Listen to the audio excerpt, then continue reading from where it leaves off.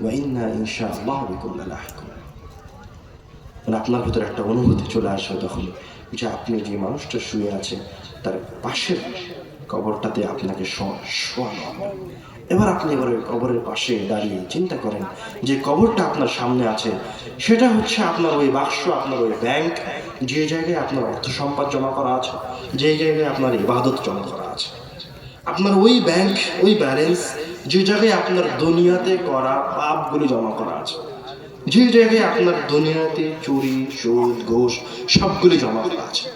এবার আপনি ওই কবরের পাশে দাঁড়িয়ে চিন্তা করেন যে আপনি আপনার জীবনে কয়টা ভালো কাজ করেছেন আর কয়টা খারাপ কাজ করেছেন, কত টাকা ব্যয় করে আপনি আপনার জন্য বাড়ি নির্মাণ করেছেন, কত টাকা আপনি আপনার জন্য দুনিয়ায় রেখে যাচ্ছেন দুনিয়ায়, আর কত টাকা আপনার জন্য এই কবরের মাঝে জমা করা আছে, কয়টা এসি আপনার বাড়িতে লাগানো আছে আর কয়টা এসির সমপরিমাণ টাকা আপনার জন্য কবরে রাখা আছে।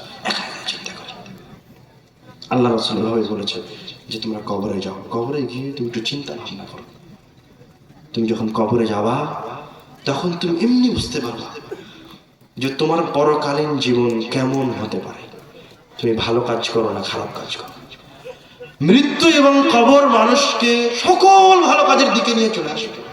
আপনি যখন কবরে যাবেন, আপনার কোনো নিকট আত্মীয় ব্যক্তির কাছে যাবেন, কোনো নিকট আত্মীয় যদি মারা না যেয়ে থাকে তাহলে এমনি কবরে যান। যখন কবরের পাশে গিয়ে দাঁড়াবেন তখন আপনার ভিতরে এমনি তাকওয়া চলে আসবে, আল্লাহ ভীতি চলে আসবে, কারণ ওটা নিশ্চিত ঘটবেই ঘটবে, পালানোর কোনো উপায় নাই, পালানোর কোনো উপায় নাই। আপনি যখন কবরে চলে গেছেন, কবরে যখন যাবেন আর আপনার যদি আমলনামা খারাপ হয়, তো আল্লাহ রাব্বুল আলামিন বলছেন ইয়াসতারিখুনা ফীহ, যারা আমলনামা খারাপ সে যখন তার পরকালীন জীবনে চলে গেছে তখন সে জোরে জোরে চিৎকার করবে, রব্বুল আলামিনকে চিৎকার করে করে ডাকবে। আল্লাহ রাব্বুল আলামিন এই কথা বললেন না যে ইউনাদি রব্বাহু